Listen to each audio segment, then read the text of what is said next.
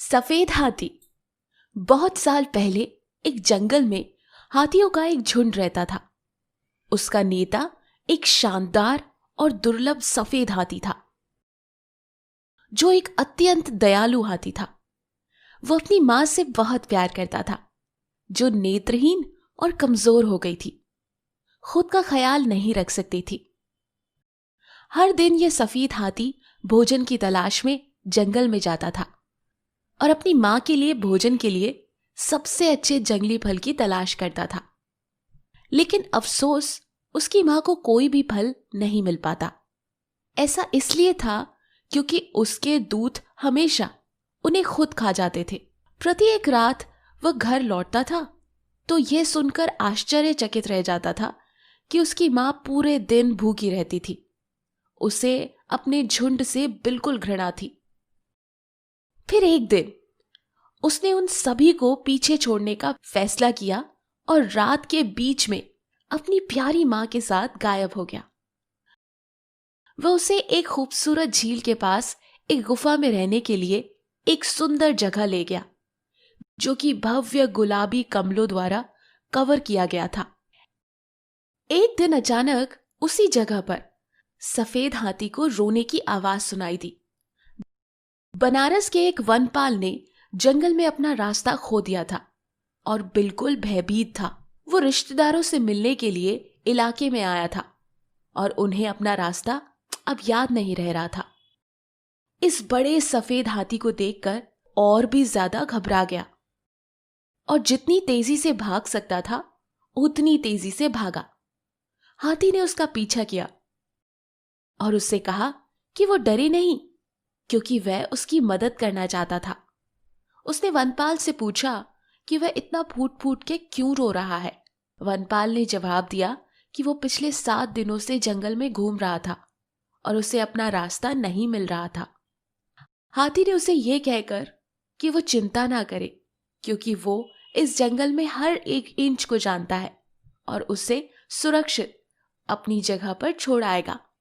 फिर हाथी ने उसे अपनी पीठ पर उठाकर जंगल के किनारे ले गया, जहां से वनपाल अपने मार्ग पर वापस अपने घर लौट गया।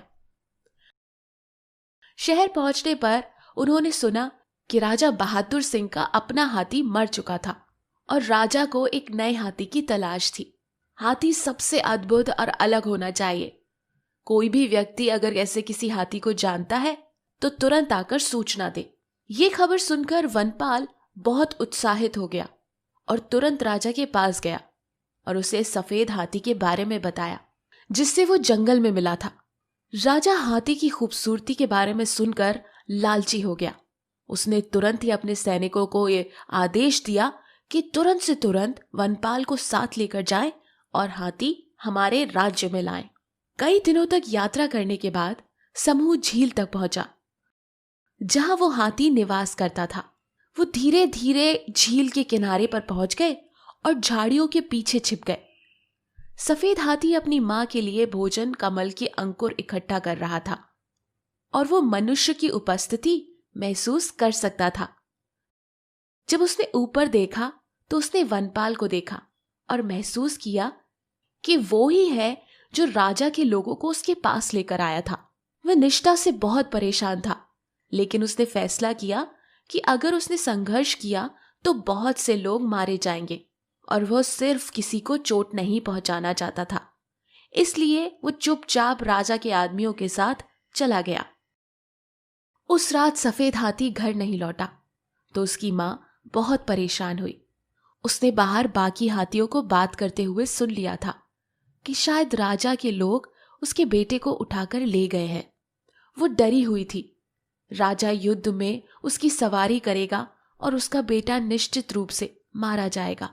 वो इस बात से चिंतित थी कि उसकी देखभाल करने वाला अब कोई नहीं होगा, क्योंकि वो देख नहीं सकती थी। वो बस लेट गई और फूट फूट कर रोने लगी। इसी बीच उसके बेटे को बनारस के खूबसूरत शहर ले जाया गया, जहां उसका भव्य स्वागत किया गया। पूरे शहर को सजाया गया था। राज्य के लोगों ने अपने नए राज्य हाथी के लिए दावत रखी थी, लेकिन हाथी ने उस दावत से एक भी निवाला छूने से इनकार कर दिया था। हाथी किसी भी तरीके की प्रक्रिया नहीं दे रहा था। वो ना तो फूलों को लेकर उत्साहित था और ना ही इतने सम्मान को। उसने खाने का भी एक भी निवाला नहीं लिया था। वो दुखी होकर बस एक कोने में बैठा हुआ था। राजा के लोग ये सब देखकर तुरंत राजा के पास इसकी शिकायत करने चले गए, क्योंकि वो डर गए थे कि हाथी बिना किसी भोजन या पानी के मर जाएगा। वो बस अपनी मां से मिलना चाहता था। तो राजा ने पूछा कि उसकी मां कहाँ है। हाथी ने जवाब दिया कि वो जंगल के पर्वत पे है और वो अंधी है, जिसके कारण ना तो वो खुद खाना खा सकती है और ना अपना ख्याल रख सकती है। उसे डर है कि वो मर जाएगी। हाथी की कहानी सुनकर दयालु राजा का दिल छू गया और उसने हाथी को अपनी अंधी बूढ़ी मां के पास लौटने और उसकी देखभाल करने के लिए कहा। राजा ने उस हाथी को मुक्त कर दिया। प्रसन्न हाथी तेजी से भागता हुआ घर चला गया और उसे ये जानकर राहत मिली कि उसकी मां अभी भी जीवित थी। हाथी ने तुरंत अपनी सूंड से पानी भरा और अपनी बीमार मां के ऊपर डाल दिया। मां ने सोचा कि बारिश हो रही है। वो बेचारी और डर गई कि बुरी आत्मा अब उसे नुकसान पहुंचाएगी। सफेद हाथी धीरे से अपनी मां के पास गया और झुककर उसे प्यार से सहलाया। मां ने तुरंत अपने बेटे का स्पर्श पहचान लिया। वो बहुत खुश हुई। मां ने जब पूरी कहानी सुनी तो वो बहुत खुश हुई और राजा को खूब आशीर्वाद और दुआएं दी। उसके बाद सफेद हाथी ने अपनी मां का खूब ख्याल रखा और दोनों खुशी खुशी हमेशा साथ रहे।